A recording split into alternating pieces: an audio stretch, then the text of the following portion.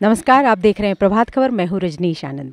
Tata steel और प्रभात खबर के सौजन्य से आयोजित झारखंड लिटरेरी मीट में आज साहित्य के साथ सफ़र में ममता कालिया के साथ बात करेंगे प्रभात खबर के प्रधान संपादक आशुतोष चतुर्वेदी सर।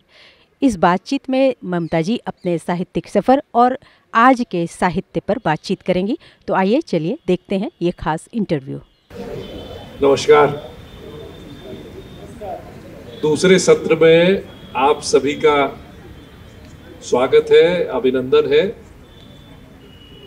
मैं सबसे पहले तो ममता जी का हार्दिक आभार व्यक्त करना चाहता हूँ कि दिल्ली और गाजियाबाद से यहाँ पर पधारी है रांची में। इसके पहले ममता जी आपका आना हुआ, पहली बार आना हुआ है, तो विशेष हम लोग आभारी हैं।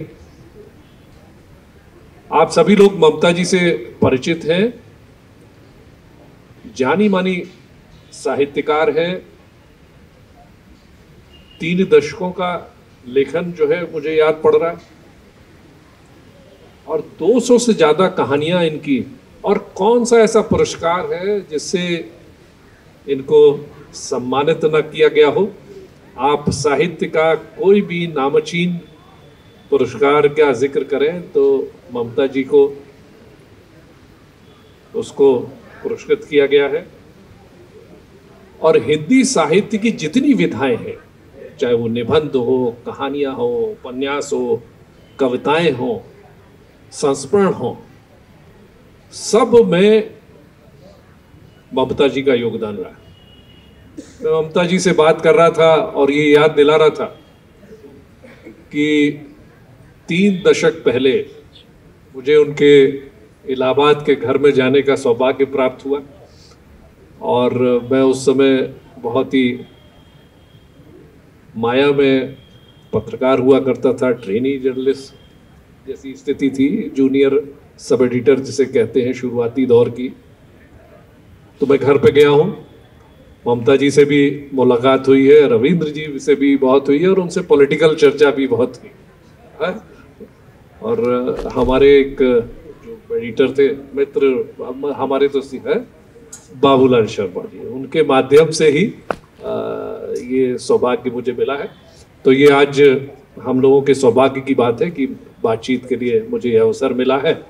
तो ममता जी, बिना कोई और भूमिका के मैं चाहूँगा कि हम लोग कुछ बातचीत करें और अनुरोध होगा कि आपने कविताएं भी बहुत सारी लिखी हैं, तो बीच में कहीं मौका मिले तो कुछ कविताएं भी हमारे जो इतने सारे प्रेमी, साहित्य प्रेमी आज जुटे हुए हैं, उसको भी हम लोग जो है जरूर शुरू करें।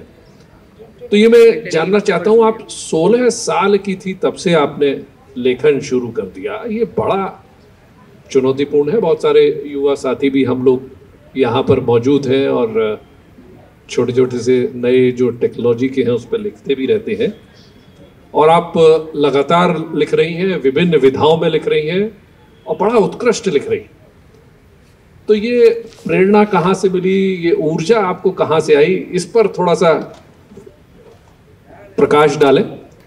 मैं बहुत आभारी हूँ टाटा स्टील, झारखंड साहित्य महोत्सव और प्रभात खबर की कि आज मुझे एक नए शहर रांची में आने का मौका दिया। हमेशा भूगोल की किताबों में रांची और चेरापूंजी में बहुत बारिश होती है ये पढ़ा करते थे। कल शायद यहाँ बारिश हुई भी थी, कल बहुत ठंड थी, उतनी ही आज गर्मी है। काफ़ी गर्मी ज्ञान की भी है जो देवदत्त पटनायक जी ने अपने 2 सत्रों में हम लोगों को प्रदान की।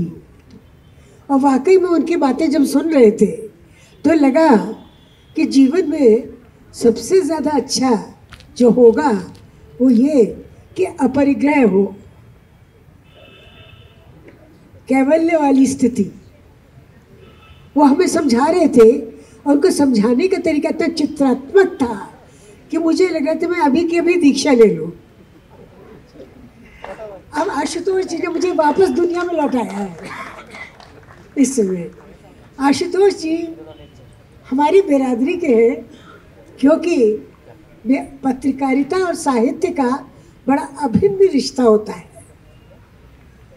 हम ये कहें पत्रकार जो है वो आज का साहित्यकार है और साहित्यकार जो है वो कल का पत्रकार है। लेकिन सच्ची बात ये है कि दोनों कहीं ना कहीं आपस में जुड़ते हैं। हमारे शब्द आप तक पहुंचाने वाला अखबार है, पत्रिकाएं हैं। भले ही डिजिटल युग आ गया है, लेकिन मैंने देखा कि आज भी एक किताब को लेटकर पढ़ने से जो सुख और संतोष मिलता है वो पूजा अर्चना और कैवल्य और तीर्थंकर वाली स्थिति से कम नहीं होता। तो सच्ची बात तो ये है कि हम आज इस समय निष्पक्षता और निरपेक्षता से हटकर आज आपको अब पक्षधरता की ओर ला रहे हैं। साहित्य का मतलब ही है पक्षधरता। हम जब लिखते हैं हम ऐसा नहीं लिख सकते ना कोई हारा ना कोई जीता। मैंने जो 15-16 साल की उम्र में लिखना शुरू किया तो मेरे घर में माहौल ये था कि बिना पढ़े लिखे अपने पिता का सर्टिफिकेट नहीं मिल सकता था। और मेरे जीवन में मेरे हीरो पिता रहे हैं। जब तक जीवन साथी रविंद्र कालिया मुझे नहीं मिले थे तब तक मेरे हर बात में एक पापा संदर्भ था। पापा हिंदी और अंग्रेज़ी दोनों के विद्वान थे, आकाशवाणी में काम करते थे। आकाशवाणी में चोटी के कलाकार उस समय आते थे। उस समय कोई डिजिटल रिकॉर्डिंग नहीं होती थी। जो भी हम सुनते थे सजीव प्रसारण सुनते थे, चाहे वो कुमार गंधर्व हो, चाहे बेगम अख्तर हो, चाहे वो बच्चन जी हो, चाहे भगवती चरण वर्मा हो। हमने इन सबको लाइव सुना। हम श्रोता होते थे, वो मंच पर होते थे, हम प्रेरित होते थे। हम कहते इतनी भीड़ लगी है उनके लिए, इतने लोग उनके पास जा रहे हैं, ये कितनी अच्छी दुनिया है। और मुझे वाकई में लगता था कि शब्दों की दुनिया सबसे आकर्षक दुनिया है। मुझे ये लगा कि ये एक ऐसी जगह है जहाँ हम सवाल अपने सारे के सारे कागज़ पर उतार देते। इतने सवाल एक टीनेजर के मन में होते हैं, एक किशोरी के मन में होते हैं, और कई बार ऐसे टेढ़े सवाल होते हैं जिनको आप माँ से नहीं पूछ सकते, बहन से नहीं पूछ सकते, दोस्तों से नहीं पूछ सकते, पर आप कागज़ पर उनको लिख सकते और कागज़ पर उनका उत्तर तलाशते हैं। आप औरों को पढ़ के भी सीखते हैं। मैं तो ये कहूँगी कि मैं रेडियो सुनते सुनते लेखक बनने की आकांक्षा से भर गई और अखबार पढ़ते पढ़ते और किताबें पढ़ते पढ़ते मैं लेखक बन गई। तो ये जो हमारे कुछ युवा साथी भी हैं उनको कुछ, जैसे आपने जिक्र भी किया, तो अगर ये लिखना चाहते हैं क्या है तो इनको क्या करना चाहिए? पढ़ें पहले या फिर कैसे प्रयास करें? वो भी एक अच्छा संदर्भ रहे। तो मुझे लगता है कि युवाओं को, देखिए आज तो आपके पास लिखने के लिए बेशुमार विषय हो गए हैं, क्योंकि आज दुनिया पल पल परिवर्तित प्रकृतिवेश है। कितनी तरह से बदल रही है दुनिया और रोज इसमें परिवर्तन हो रहे हैं। आप उन परिवर्तनों को पकड़ सकते हैं। और कई बार आप ही के सामने मैं देखती हूँ आज के 20-22 साल के बच्चे कहते हैं कि अरे 10 साल पहले तो चॉकलेट 1 रुपये में आती थी, अब 100 रुपये में आती। तो आप ये देखिए कितनी चीज़ें हैं जो आपके देखते देखते बदल रही है, जबकि आपकी उम्र अभी मुश्किल से 20-22 साल है।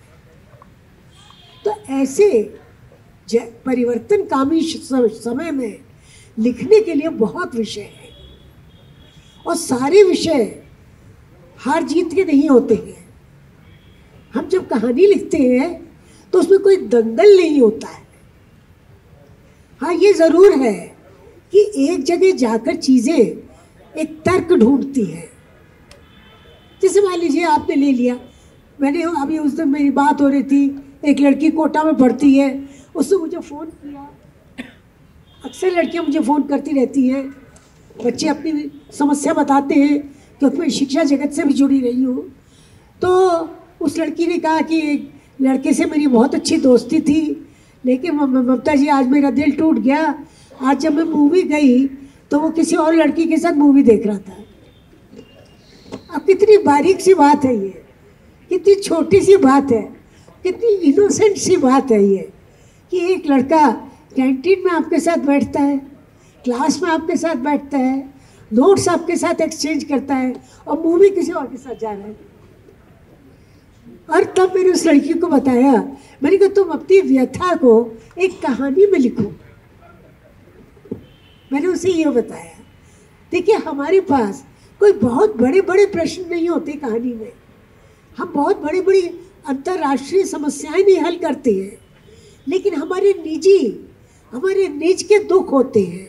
और जब हम आसपास देखते हैं आजकल कितनी विषमताएं फैली हुई हैं, इन सारी विषमताओं से आंख मूंद कर हम ऐसा नहीं कर सकते हैं कि केवल एक निरपेक्ष स्थिति में बैठे रहें। नहीं, हमें सापेक्ष होना है, इसी दुनिया में रहना है, इसी दुनिया में नौकरी कमानी है, इसी दुनिया में हमें सब कुछ करना है। तो हमें एक पक्षधरता जीवन के प्रति चाहिए।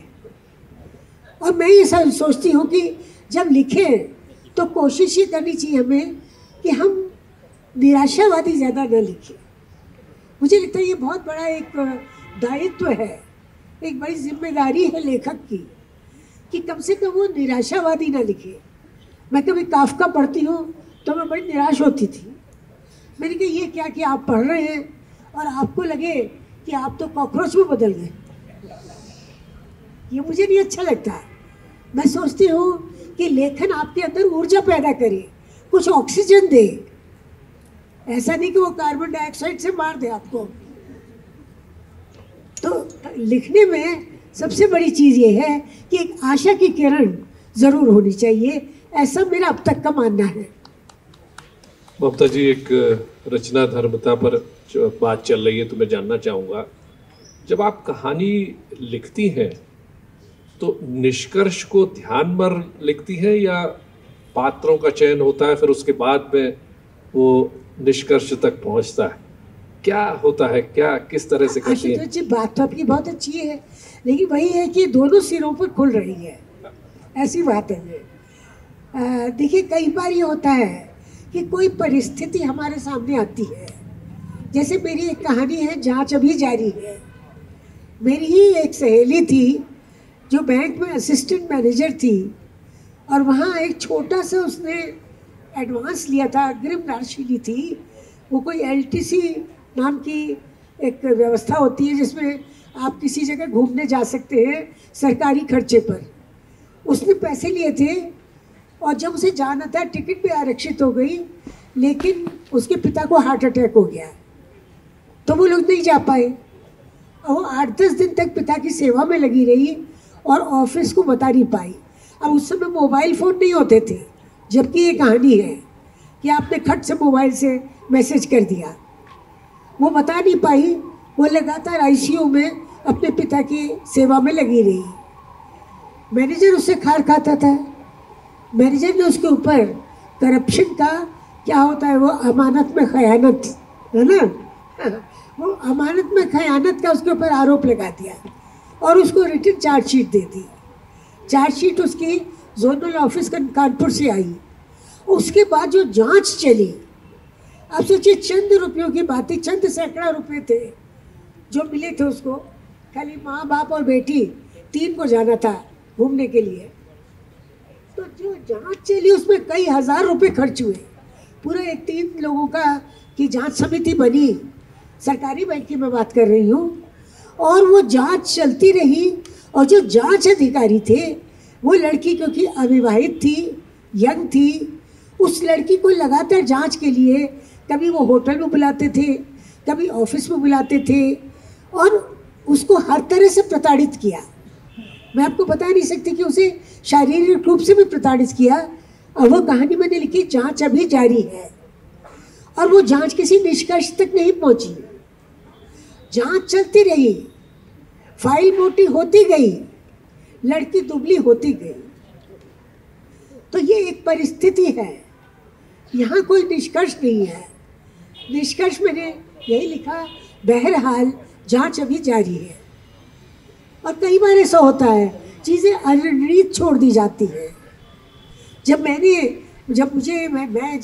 अवकाश प्राप्त किया, उसके बाद मैं शिक्षा निदेशालय गई कि भाई मेरी पेंशन के पेपर्स जो हैं आ जाने चाहिए, क्योंकि फाइल वाइल सब दुरुस्त थी।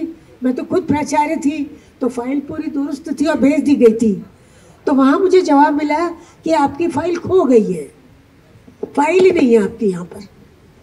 तो इस तरह के जो सरकारी तंत्र से या किसी भी तंत्र से जब हमको लड़ना पड़ता है या उसका सामना करना पड़ता है, तो कहानी अपने आप निकलती है। क्यों?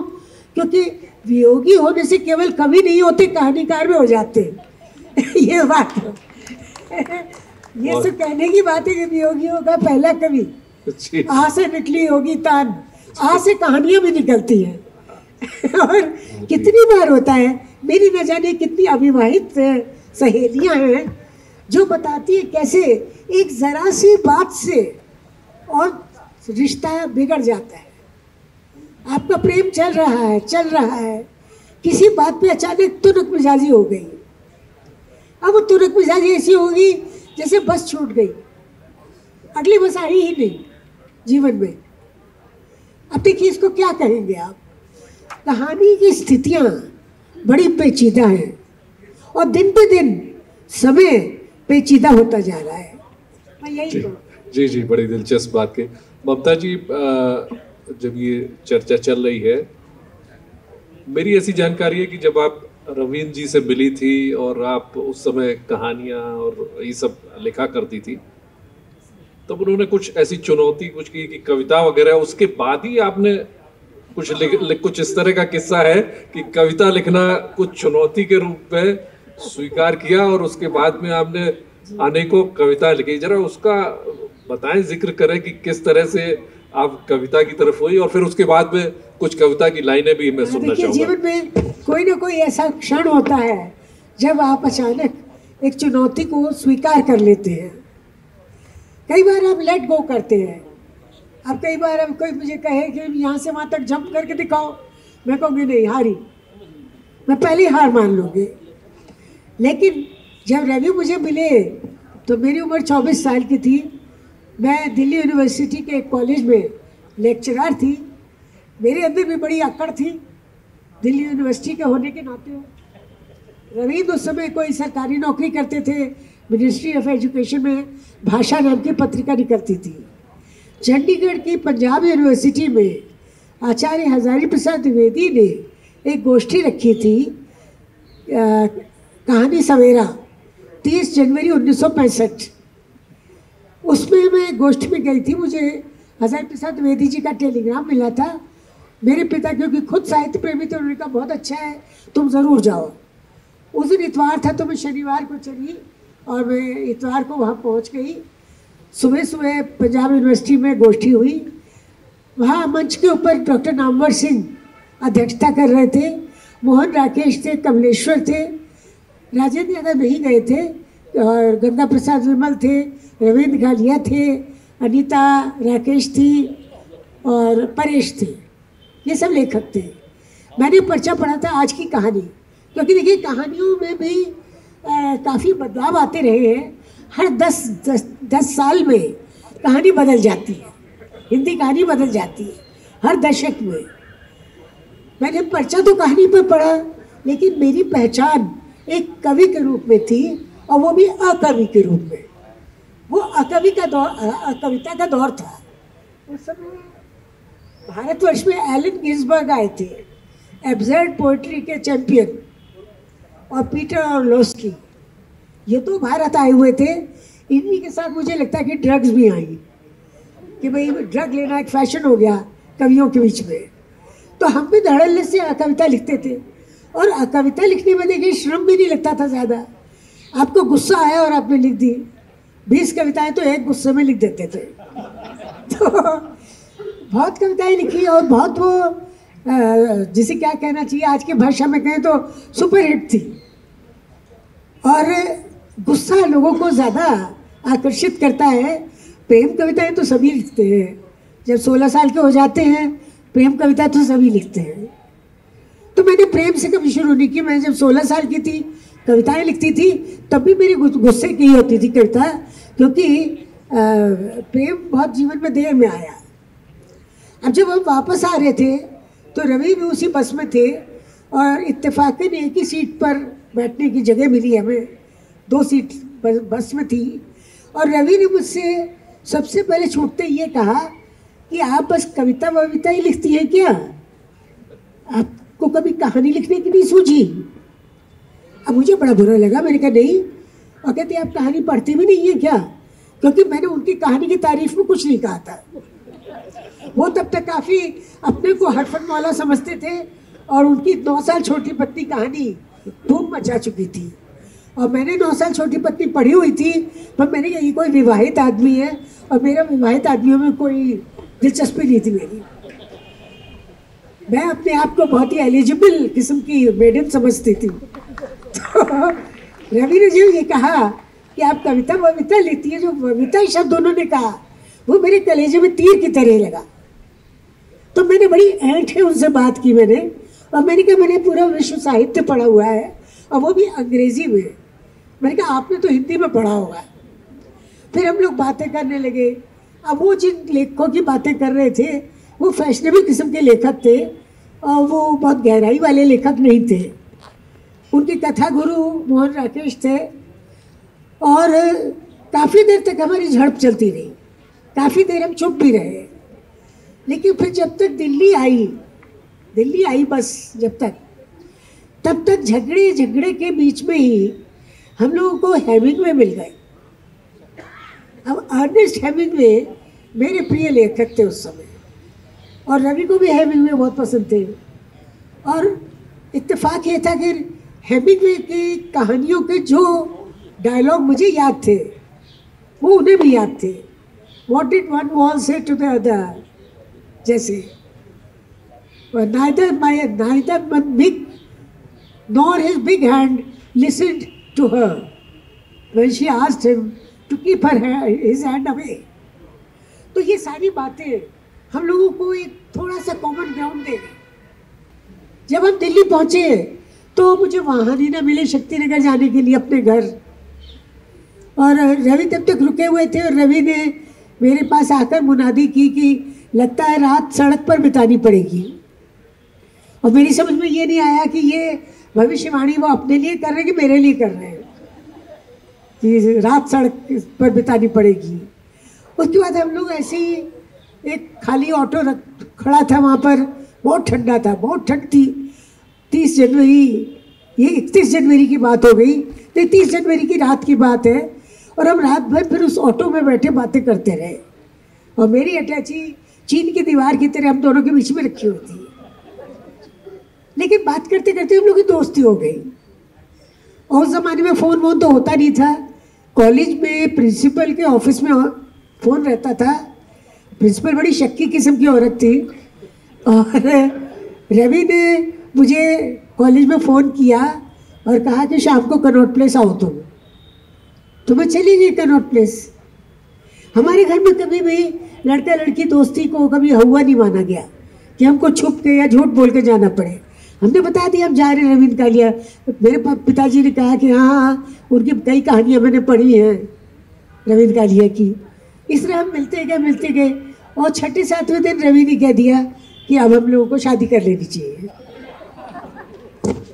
इस तरह से हुआ कि हम लोगों का शादी की हाँ तो बहुत देर में मिली माता पिता से, क्योंकि रवि को उनके दोस्तों ने समझाया कि ये क्या बेवकूफ़ी कर रहे हो, और मेरे दोस्तों ने और मेरे परिवार ने मुझे समझाया कि अरे हम तो तुमको विजय लक्ष्मी पंडित और इंदिरा गांधी बनाने वाले थे और तुम ये क्या शादी करना चाहती हो। मेरे घर में बहुत एंटी मैरिज माहौल था। मेरे पिता नहीं चाहते थे कि किसी एक भी लड़की की शादी करें। हम 2 बहनें हैं और मेरे पिता दोनों बहनों के लिए बड़े परेशान हुए कि दोनों ने शादी की। वो बिल्कुल नहीं चाहते थे कि हम लोग शादी करें। बड़ा दिलचस्प है। लेकिन उसके बाद फिर आपने उपन्यास और कहानियां उस चुनौती को लिया और जी हाँ, फिर मैंने कहानियां वाकई में मैंने कहानियां लिखी है, बड़े धड़ल्ले से लिखी। हाँ। और मैंने इसलिए भी लिखी आशुतोष जी क्योंकि कविता का ज़माना बड़ा छोटा था।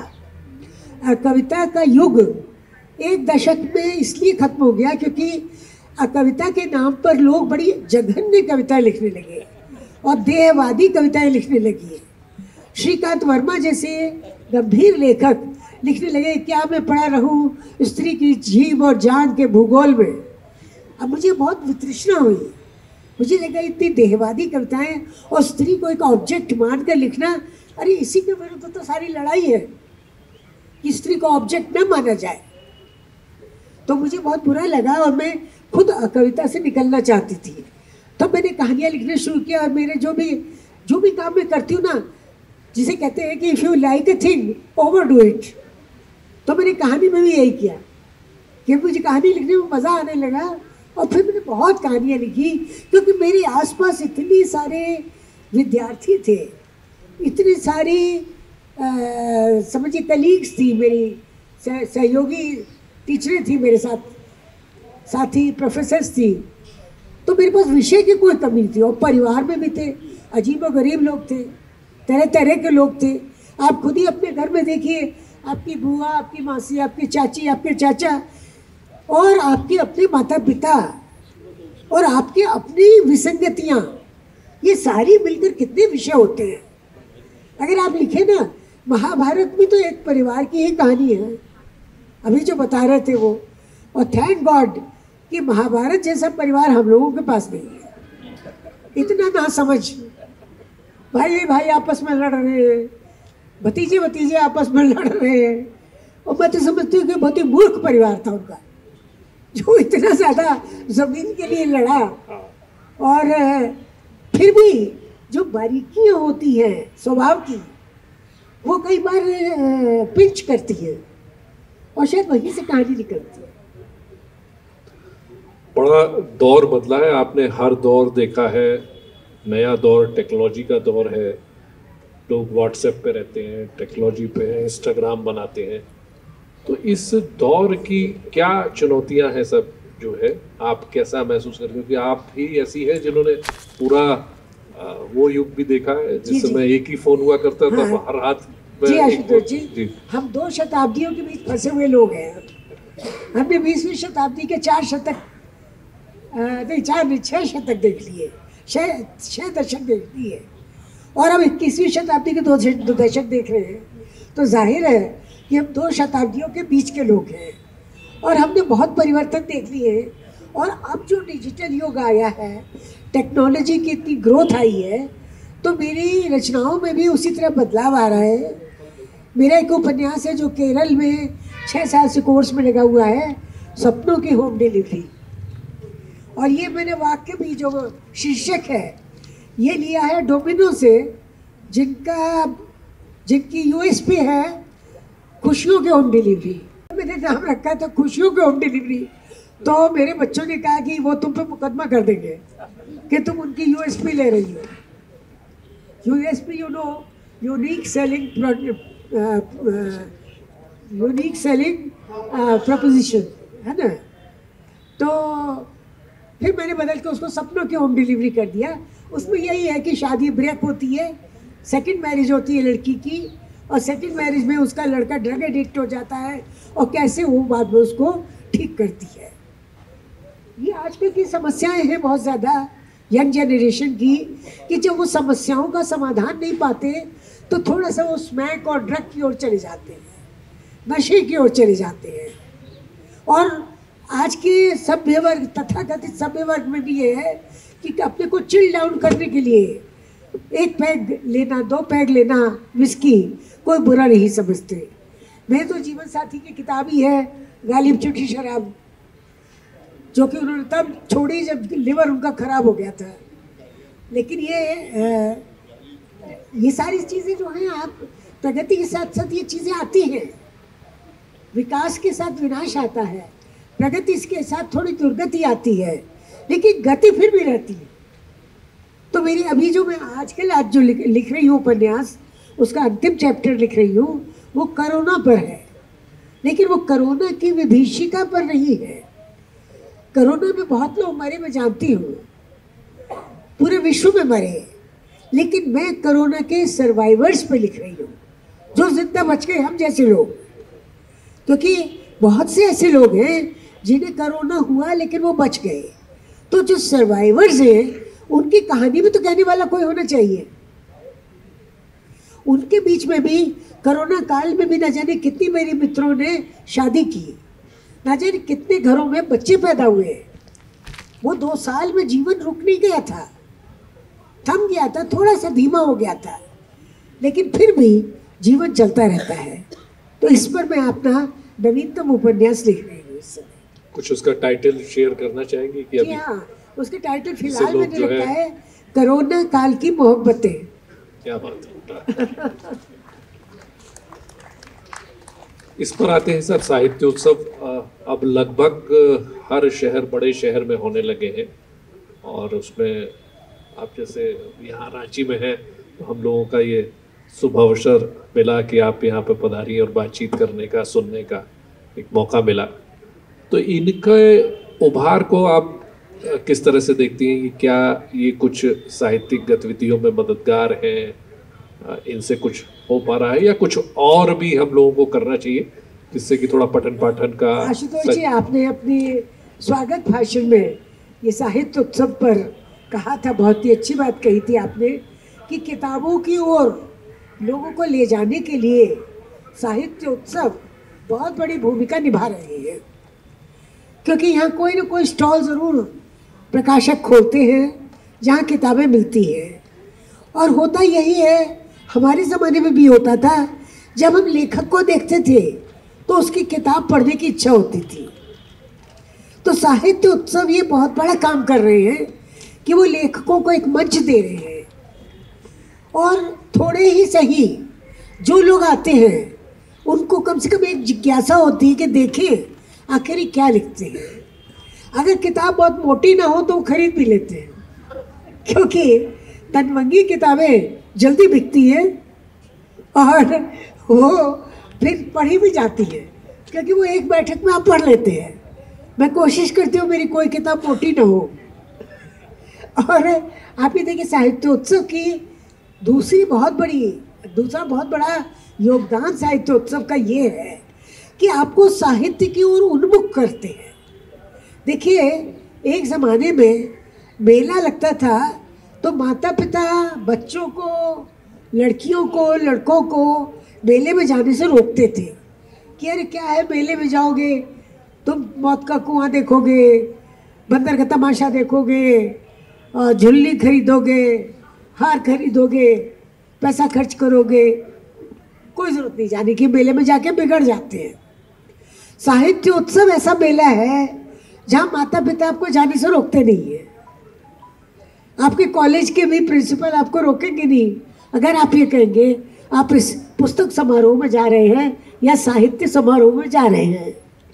तो ये बहुत बड़ी बात है कि मेले को आपने एक परिमार्जित रूप दिया है।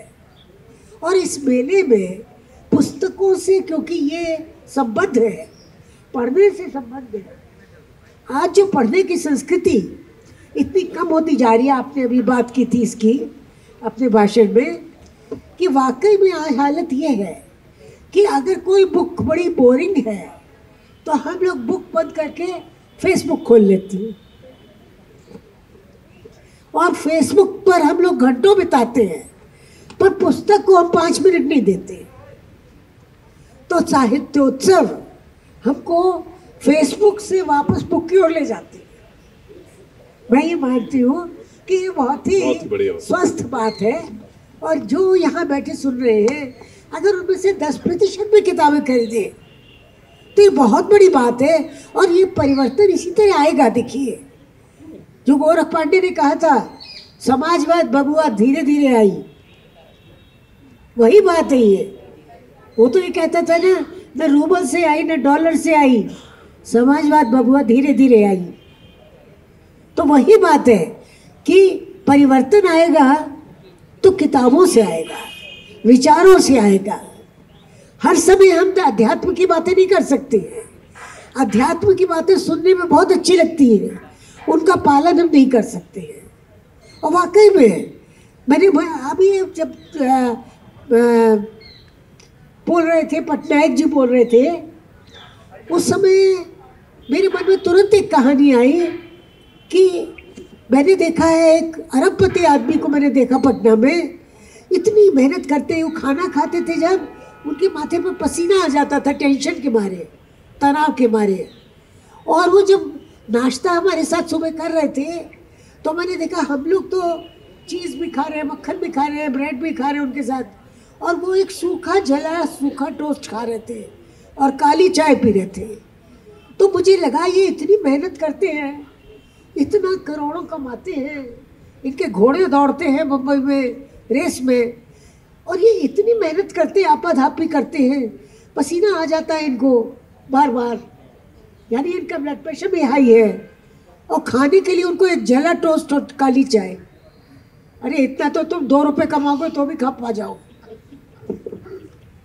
तो आप ये देखिए कि कितनी अजीब बात है कि वाकई में चीज़ें ऐसी हो गई है कि जो लोग केवल प्राप्त करने के लिए, हासिल करने के लिए, और वो हमारे विज्ञापन जो है उन्होंने बहुत अच्छी बात कही थी। उन्होंने कहा था मेरा शब्द, मैंने इस पर एक कविता भी लिखी थी कि मेरा शब्द आज केवल भावुकता का या प्रणय का शब्द नहीं है, मेरा शब्द आज कब्जे का शब्द है। मेरी वाली मोटरसाइकिल, मेरी कार, मेरा प्रेमी, ये मेरा शब्द जो है हम लोगों ने अहंकार का शब्द बना दिया है, कब्जे का, अधिकार का शब्द बना दिया है। और हम इन्हीं चीज़ों से लड़ते हैं हम लगातार। जब लिखते हैं हम तो हम कहीं ना कहीं अपने को थोड़ा पिघला देते हैं, अपने को मेल्ट करते हैं हम थोड़ा सा, तभी तो आखिर हम लिखते हैं। हम दूसरे की पीड़ा को भी समझते हैं, उसमें हम परकाया प्रवेश करते हैं।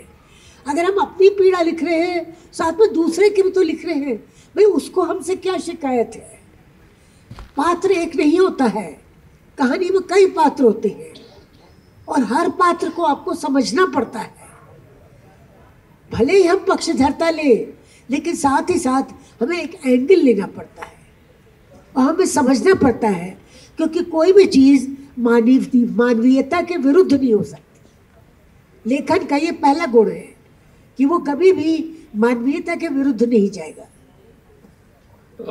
ममता जी, आपने कविता का जिक्र किया, गोरख पांडे की कुछ लाइनें भी सुनाई, तो मेरा आपसे अनुरोध होगा कि कुछ कविता की अपनी लिखी हुई जो कविता है उसमें अगर संभव हो सके, मैं अचानक आपसे अनुरोध कर रहा हूँ, अगर हो सके तो हमारे सभी जो है। आपकी बात तो बहुत आकर्षक है।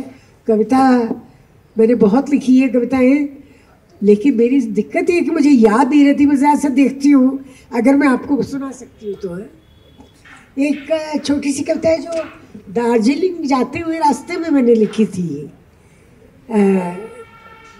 दार्जिलिंग जाते हुए महानंदा और तीस्ता के किनारे की सड़क पर केरल से भी कद्दावर पेड़ों के जंगल, दूसरी तरफ पानी के सोते, जगह जगह तख्तियाँ, हाथियों को जाने की जगह दे।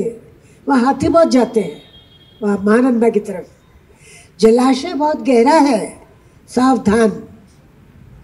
रात के पंछी कीट पतंगे अपनी फड़फड़ चिकपिक और भनभन के साथ बजा रहे हैं जंगल का वाद्य वृंद। नेटवर्क आने न आने के बीच फोन मेरे हाथ में झुंझुना है बस। फेसबुक पर संदेश है, तस्वीरों में गतिरोध है, व्हाट्सएप पर पूरी तरह अवरोध है। जीवन की इन दो लतों का कोई उपचार नहीं। नींद की कोई गोली लाई चने जैसी बेकार, नागवार। दोस्तों से दूर छुट्टी है क्रूर। लिखने का मन है प्रेम कहानी। याद आती है मधु कांकरिया की बात सयानी। जो लोग जीवन में नहीं आ पाते वे कहानियों में ही जगह बनाते हैं। जो लोग जीवन में नहीं आ पाते वे कहानियों में ही जगह बनाते हैं। दूसरी कविता है मेरा कवच। उपस्थित होना नहीं होता, कोई अनुपस्थित होकर भी होता है हर घड़ी मेरे पास, हर फोन पर सलाह देने वाला, हर गड्ढे से बचाने वाला, हर बीमारी का इलाज करने वाला, हर ज़रूरत को अग्रिम जान लेने वाला। उसकी बातें निर्भीक होती थी और सटीक, वे झट से जाकर दिमाग में बैठती थी। जब उसे बुलाना होता है, मैं उसके कपड़े पहनकर देखती हूँ, चुपचाप वो मुझे पूरा ढांप लेता है, कवच की तरह। एक और कविता है, मेरे अंधेरे में, मैं शीर्षक नहीं दे पाती हूँ कविता। मेरे अंधेरे में सिर्फ एक जुगनू था, मेरी फुलवारी में सिर्फ एक गुलाब, मेरे आकाश में सिर्फ एक तारा था, मेरी नदी में सिर्फ एक नाव। एक ही एक पर टिका था जीवन, जैसे एक तारे पर गाया हुआ अभंग, उदास, अकेला, अधूरा। और भी नदियां थी जो तुम तक उमड़ती थी। मेरे पास प्यास थी, तुम्हारे पास पानी। जब भी देखी कोई नदी तुम तक उमड़ती हुई, मैंने बस इतना किया, अपनी प्यास को ही पी लिया। एक अखबारी कविता लिखी थी मैंने, जीवन इन दिनों। अखबार ऐसे इश्तेहारों से भरे पड़े हैं जिन चीजों की मुझे कतई जरूरत नहीं। खबरों को काटकर इश्तेहार चिपकाए जा रहे हैं। मुखपृष्ठ से पहले एक चिपक्कू जौहरियों के लिए रिजर्व है। आखिरी पन्ने से पहले एक और चिपक्कू, ट्रक जितनी बड़ी कार का इश्तेहार। सवाल ये उठता है कि पहले सड़क चौड़ी करें या करें। पुलिस की परेशानी है कि वो साइकिल बचाए या सरकार। आधे नेता गिद्ध हैं तो आधे संदिग्ध। कुछ अपना कारोबार जेल से संचालित कर रहे हैं तो कुछ अपने शक्ति केंद्रों से। चंद शरीफ लोगों को सजा सुनाई जा रही है। बलात्कारियों की रिहाई की खबर पहुंचाई जा रही है। गांवों से, कस्बों से कन्याएं गौरैयों की तरह विलुप्त होती जा रही हैं। नौकरीशुदा लड़कियां लुट पिट कर शाम सवेरे आग का गोला बनती जा रही है। देश के सारे कर्णधार अंतर्राष्ट्रीय संबंध सुधारने विदेश जा रहे हैं, जहाँ चोर, लुटेरे, डाकू पहले ही अगवानी के लिए तैयार खड़े हैं। लेखक, कलाकार पटापट पटके जा रहे हैं। खबरों के खुलासे पर पत्रकार मार खा रहे हैं। राशन की दुकान पर निराधार लोगों से आधार कार्ड मांगा जा रहा है। दवाओं में चौक पाउडर से काम चलाया जा रहा है। संस्कृति की पिटारी पर रक्षक तक्षक की तरह लिपटे पड़े हैं। आज बाजार से जो सेब खरीदे, 6 में से 5 सड़े हैं। बहुत ही दिलचस्प है। और आखिरी आपने अखबार वाली भी सुना के मुझे कृतार्थ किया।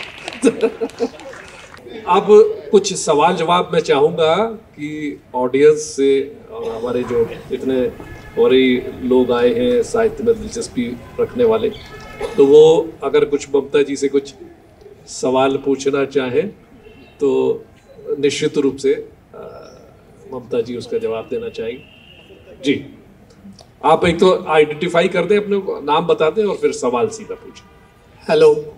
Hello ma'am, Amit Chaturvedi from ICFA University, Jharkhand. I'm an assistant professor in English. So my students have this particular general query कि सर हम लिखना चाहते हैं पर शुरुआत कहाँ से करें, ये हमें समझ में नहीं आती. We can conclude it, but how to start it is a tough job. So any insight about it? देखिए, कहानी को हमेशा बीच में से शुरू करना चाहिए. वो ज़माने गए जब हम कहते बहुत पहले एक राजा हुआ करता था, या हम कहें बहुत पहले एक मजदूर हुआ करता था, नहीं, हम बीच से लेंगे बिल्कुल। जैसे याद कीजिए निराला की कविता वो तोड़ती पत्थर, क्या गजब की कविता है। वो तोड़ती पत्थर, देखा मैंने उसे इलाहाबाद के पथ पर। तो एकदम से आप पढ़ना चाहते हैं कि आगे क्या हुआ उस मजदूरन के साथ। इसी तरह नरेश सक्सेना की एक बड़ी अच्छी कविता है कि वो सोई हुई गिट्टियों पर उसने दिन भर हड्डी तोड़ी है और गिट्टी तोड़ने के पैसे कमाए हैं।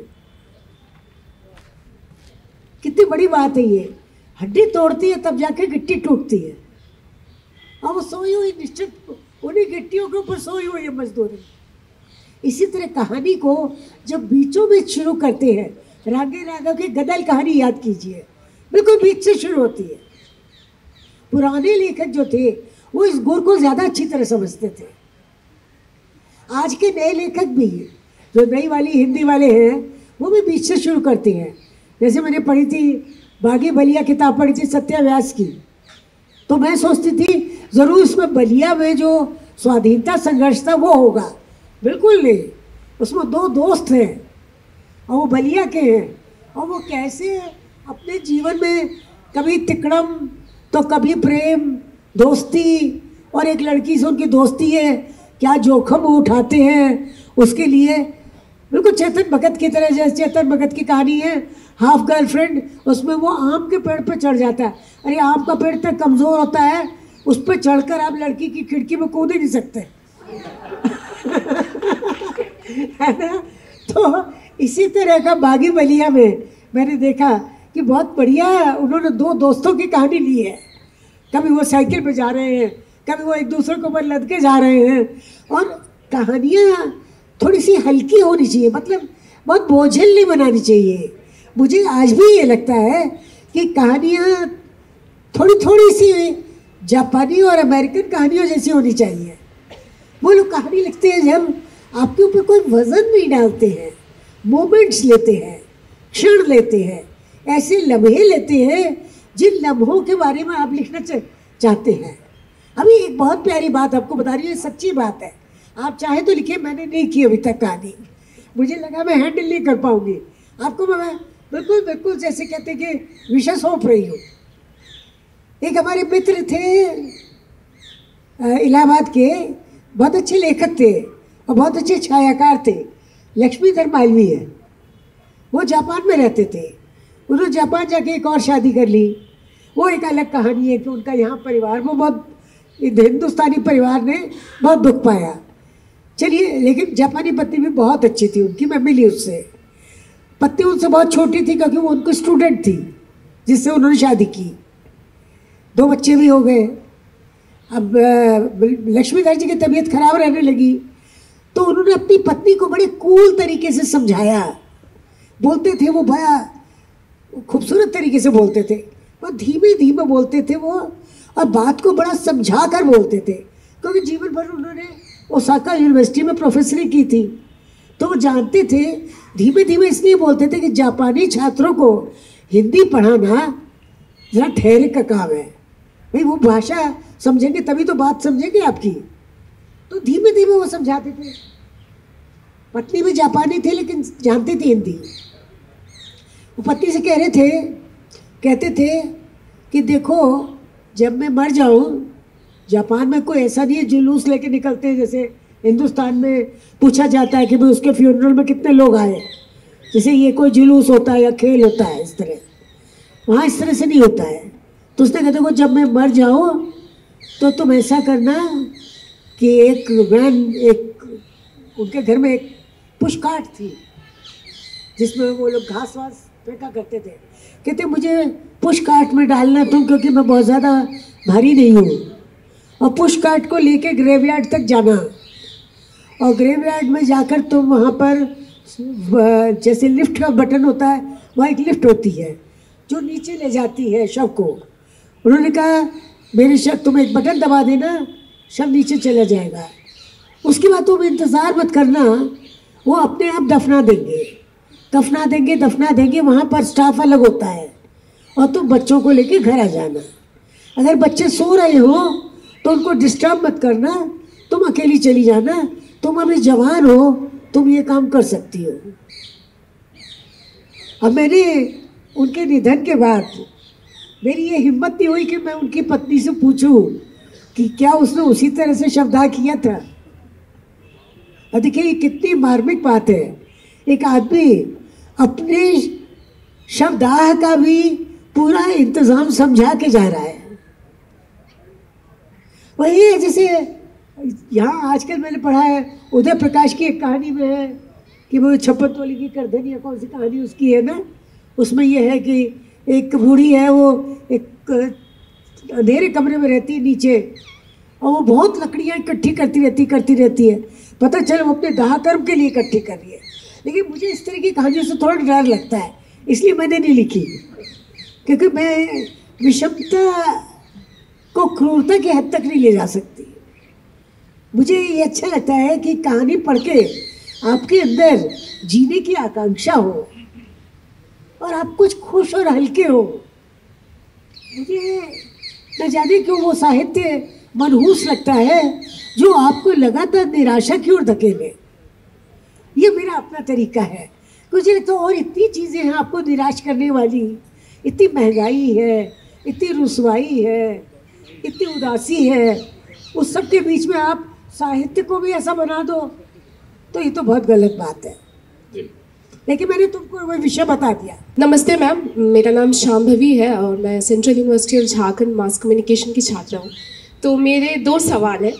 पहला ये सवाल है कि हमारे लाइफ में बहुत सारी परिस्थिति आती है जहाँ पे हम सोचते हैं कि अच्छा इस पे हम कुछ लिख सकते हैं, तो उस कन्फ्यूजन को हम कैसे क्लियर कर सकते हैं कि बहुत सारी परिस्थिति होती है जहाँ पे हमें लगता है अच्छा ये कहानी हम लिख सकते हैं इस पे, तो उस कन्फ्यूजन को हम कैसे हटा सकते हैं? फिर से एक बार रिपीट करेंगे। मेरा क्वेश्चन ये है कि जैसे हमारी लाइफ में बहुत सारे सिचुएशंस आते हैं, कंफ्यूजन है उसको कैसे वो कैसे हम चॉइस कर सकते हैं कि हाँ इस पे हम लिख सकते हैं। नहीं, तुम्हारा देखो एक मिनट, तुम्हारे सवाल में ये स्पष्ट नहीं है कि ये फैमिली कंफ्यूजन है या ये वर्क लाइफ कंफ्यूजन है या स्टूडेंट लाइफ कंफ्यूजन है। स्टूडेंट लाइफ कह सकते हैं। स्टूडेंट लाइफ कंफ्यूजन, हाँ जाहिर है कि सबसे ज़्यादा ट्रॉमेटिक टाइम होता है, सबसे ज़्यादा संकट का काल होता है विद्यार्थी काल, है ना, क्योंकि आप पहली बार घर से निकल रहे हैं और आप नए प्रभावों के बीच में जा रहे हैं। अभी तक आपने खाली अपने आसपास के दोस्त देखे थे और आपने केवल अपने माता पिता और भाई बहनों को देखा था। और जब आप विद्यार्थी हैं, आप एक कक्षा में हैं, तो आपके साथ 60-70 कम से कम बच्चे और पढ़ते हैं, वो भी आप ही की उम्र के हैं, और आपकी और उनकी एक स्पर्धा भी है। आप ये नहीं कर सकते कि अपने नोट्स पूरे के पूरे किसी को दे दे, समर्पित कर दे कि लो तुम ले लो, इसमें से उतार लो, जाहिर है ना। और आपके जो अध्यापक हैं वे भी तरह तरह के होते हैं, कोई कम प्रिय होता है, कोई मम प्रिय होता है, कोई जनप्रिय होता है, और उनके बीच में भी हम लोग क्या करते हैं, कुछ हमारे फेवरेट होते हैं। मुझे याद है मैं जब दिल्ली यूनिवर्सिटी में पढ़ती थी तो जो हमारे फेवरेट नहीं थे ना, उनकी क्लास में जाते ही नहीं थे हम, उनका सब्जेक्ट ही रह जाता था हमारा। हम कहते इतना बोरिंग पढ़ाते हैं, कौन इनकी क्लास में जाएगा। और एक प्रोफेसर थे, जब हम कहते थे उनसे कि आज हमारा पढ़ने का मूड नहीं है, वो कहते थे चलो तुम लोग को कॉफ़ी पिलाता हूँ, कैंटीन चलते हैं। तो कैंटीन में इसी तरह का हरा लॉन था हिंदू कॉलेज में, दिल्ली यूनिवर्सिटी। तो हम कॉलेज बैठ जाते थे घास में और कॉफ़ी पीते हुए हम पढ़ते थे, और हमको फिक्शन इतनी अच्छी तरह समझ में आता था। आज जो फिक्शन में लिखती हूँ या फिक्शन मुझे पढ़ना अच्छा लगता है, उसके पीछे प्रोफेसर कंवर का बहुत हाथ है, क्योंकि उन्होंने हमारी क्लास कॉफ़ी पिलाते हुए उन्होंने हमारी क्लास ली। तो देखिए बहुत बड़ी बात होती है ये कि आपको किस तरह के टीचर मिलते हैं जीवन में, आपको किस तरह के दोस्त मिलते हैं। दोस्त भी होते हैं कई बार बड़े दगाबाज दोस्त मिल जाते हैं, ऐसे दगाबाज मिल जाते हैं कि आपको जीवन से ही आस्था निकल जाती है आपकी, है ना। और कई बार ऐसे दोस्त मिलते हैं आपको जो आपके ऊपर पूरा जान लुटाने वाले, माल लुटाने वाले, जान लुटाने वाले, है ना। ऐसे दोस्त भी मिल जाते हैं, तब आपको जीवन जीने योग्य लगता है। मुझे याद है कितनी ऐसी सहेलियाँ मेरी थी कि हम दोनों के दोनों पैदल, पुणे में भी मैं पढ़ी हूँ स्कूल में, तो हम इतना लंबा रास्ता था मेरे घर से और स्कूल का, दस्तूर स्कूल में मैं पढ़ती थी, इतना लंबा रास्ता था और हम लोग बातें करते हुए जाते थे और हमें लगता था कि स्कूल जल्दी आ गया, जबकि बहुत दूर, मेरे ख्याल 2.5 मील तो था कम से कम स्कूल, वो कैंप में था और मैं ताड़ी वाला रोड पर रहती थी और वो लड़की भी वहाँ बीच में मिलती थी स्टेशन पे मुझे, और हम जाते थे।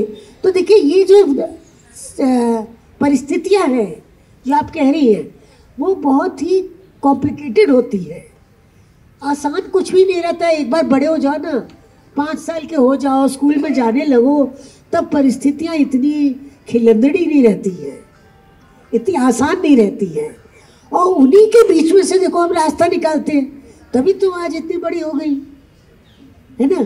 तो यानी जीवन को जीने योग्य तो तुमने समझा, और अभी भी समय पर भूख लगती है, समय पर कॉलेज जाते हैं, समय पर जॉब मिलेगी, कोई ना कोई आकांक्षा है मन के अंदर कि हम भी योग्य बनेंगे भाई। अगर आपका भाई डॉक्टर है तो आप कम से कम प्रोफेसर तो बनेंगे। तो ये जो बात है ना, ये आपके अंदर एक स्पर्धा महसूस करनी चाहिए। आपके परिवार में दूसरे लोग क्या बने हैं, आपके पिता रोज सुबह उठ के दफ्तर जाते हैं, आपकी माँ भी कहीं ना कहीं या तो काम करती है और कुछ नहीं तो घर संभालती है, वो आप सबको सही सही समय पर भेजती है। तो जीवन के कॉम्प्लिकेशंस ऐसे ही ठीक किए जाते हैं थोड़े थोड़े। हर समय प्रकृति के गोद में नहीं बैठ सकते हम। प्रकृति ठीक है दिख रही है, बैकग्राउंड में दिख रही है, मुझे तो ये भी नहीं पता साल वृक्ष इसमें से कौन सा है, मैं अभी जानना चाहती हूँ साल वृक्ष कौन सा है। मैं खाली आम अमरूद ने एक नया जो है जामुन ये सब पहचानती हूँ। सब लोग हम लोग साल वृक्ष को पहचानने की कोशिश करेंगे। अगले सवाल पे आते हैं। मैं ये जानना चाहता हूँ मैडम कि जैसे नदी का एक जीवन होता है, वैसी तरह रचनाकार का भी जीवन होता है, और मैच्योरिटी के आसपास जब वो समंदर से मिल रही होती है नदी, तो ठीक है, सब सवाल आपका आ गया समझ में कि मैडम जो मैच्योरिटी का लेवल है राइटिंग का, वो कैसा है अभी आपके लिए? जी बहुत अच्छा दिलचस्प सवाल है आपका। हाँ, हम दोनों लिखते थे, लिखने की वजह से ही दोस्ती हुई थी। लेकिन आपको ये बता दें कि हमारा एक दूसरे के साथ ना तो कभी लेखन में टकराव हुआ आज तक, और ना ही कभी दोहराव हुआ, क्योंकि रवि की विषय वस्तु बिल्कुल अलग थी। उन्होंने ज़्यादातर निम्न वर्ग पे लिखा है, या उन्होंने कामकाजी दुनिया की विषमता पर लिखा है। निम्न वर्ग पे उनका पूरा उपन्यास है खुदा सही सलामत है। अच्छा, मैंने इतना नहीं लिखा, मैं शायद अल्पसंख्यकों के निम्न वर्ग को या उनकी मुसीबतों को उतनी गहराई से नहीं जान पाई। मुझे संबंधों की विषमता ज़्यादा अपील करती है। स्त्री होने के नाते मेरा बहुत स्त्रियों से ताल्लुक़ रहा है, लड़कों से भी रहा है, लेकिन स्त्रियों से बहुत रहा, परिवारों से रहा है, और मैं उनमें जो कॉन्ट्रडिक्शंस देखती थी वो मुझे हमेशा प्रेरित करते थे लिखने के लिए। तो हमारे बीच में सबसे पहली चीज़ तो ये है कि ईगो का कभी टकराव नहीं हुआ, क्योंकि रवि लिखते थे जिस समय मैं कॉलेज चली जाती थी उस समय लिखते थे, और मैं रात में लिखती थी जब रवि सो जाते थे। तो हम एक दूसरे का रास्ता नहीं काटते थे। फिर रवि हमेशा लिखने के बाद छोटी पत्रिकाओं में छपते थे, जिसे लघु पत्रिका कहते ना। वो ढूंढते थे कि जो सबसे कम सर्कुलेशन की पत्रिका है, लघु पत्रिका है, जिसका जीवन काल 6 महीने भी नहीं होता, उसमें लिखते थे वो। और मैं हमेशा लोकप्रिय पत्रिकाओं में लिखती थी, जिनको आप व्यावसायिक पत्रिकाएं भी कह सकते हो। मुझे अखबारों में लिखने से भी कभी परहेज नहीं रहा, क्योंकि मुझे ये लगता है कि लेखक को अपनी बात लोगों तक पहुंचानी चाहिए। मेरे अंदर ये नखरा नहीं है कि मैं साहित्यिक पत्रिका में ही छपूंगी, क्योंकि मैं ये मानती हूँ कि जब तक जन जन को हम शिक्षित नहीं करेंगे, जब तक साधारण जन तक हमारी बात नहीं पहुँचेगी, अखबार तो रोज़ हर एक के दरवाजे पर आता है। तो मुझे आज भी ये लगता है कि अखबार सबसे बड़ा माध्यम है। कोरोना काल में भले ही अखबार कुछ दिनों के लिए बंद हो गए, फिर भी डिजिटल में, मैक्सस्टार में सब पढ़ते हैं हम लोग, सारे अखबार। तो आप ये देखिए कि मैं ये मानती हूँ कि लेखक को अपनी बात ज़्यादा से ज़्यादा दूर तक पहुँचानी चाहिए। और रवि ये मानते थे कि लेखक को अपनी बात अपने साहित्यिक बंधुओं तक से पहले पहुँचानी चाहिए। तो ये दोनों का बहुत बड़ा अंतर था, और इसको लेकर कभी हमारे यहाँ तनाव भी नहीं हुआ। बच्चे भी मजाक ही करते थे कि मम्मी तो कमर्शियल राइटर है और पापा लिटरेरी राइटर है, ये कहते थे वो। लेकिन मैंने कभी इस बात को बुरा नहीं माना, क्योंकि हम दोनों में से किसी ने भी लिखने का नखरा नहीं पाला। मतलब मेरे तो सिर पे ड्रम बजाते रहते थे बच्चे, और मैं प्रेम कहानी लिखती रहती थी। मेरे को उपन्यास का नाम ही है प्रेम कहानी, तो मैं लिखती रहती थी, मुझे कोई फ़र्क नहीं पड़ता था इस बात से। क्योंकि एक बार आप अभ्यस्त हो जाएं और आप अपनी दुनिया में जी रहे हैं, आप अपने पात्र को जी रहे हैं। आपने जो पात्र बनाया है, अब वो डॉक्टर है, अब वो डॉक्टर की दुनिया में आप प्रवेश कर गए। अब उसके बाद कोई फ़र्क ही नहीं पड़ता बस क्या हो रहा है, सारा कुछ।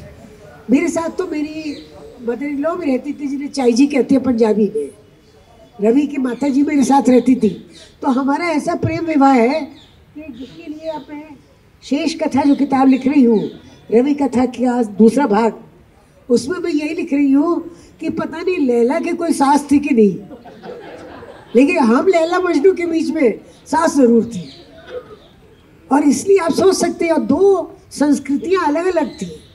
रवि पूरे पंजाबी संस्कृति में पले बढ़े, वही खान पान उनका था, और मैं पक्की अग्रवाल, तोरई लौकी घिया खाने वाली, है ना। तो आप सोच सकते हैं हम दोनों के बीच में कितनी चीज़ों के फासले तय किए होंगे हमने, लेकिन हमारे अंदर कभी एक दूसरे के साथ कोई टकराव नहीं हुआ कभी किसी चीज़ को लेकर।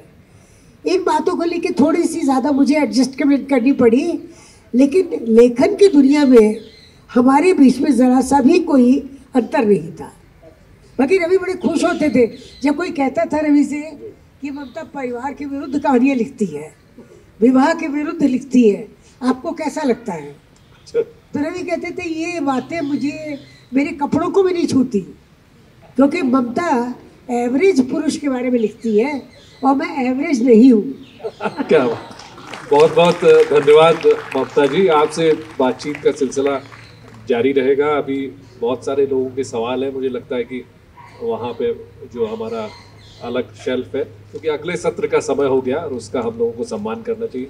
बहुत बहुत धन्यवाद, आपका आभार, आप आए और बहुत ही दिलचस्प बातचीत रही है हम सभी की ओर से। बहुत अच्छा लगा आशुतोष जी आपसे बात करके, और आप सब रांची वासियों को मेरा बहुत प्रेम और नमस्कार। प्रभातखबर.com, विश्वास वही, रफ्तार नहीं।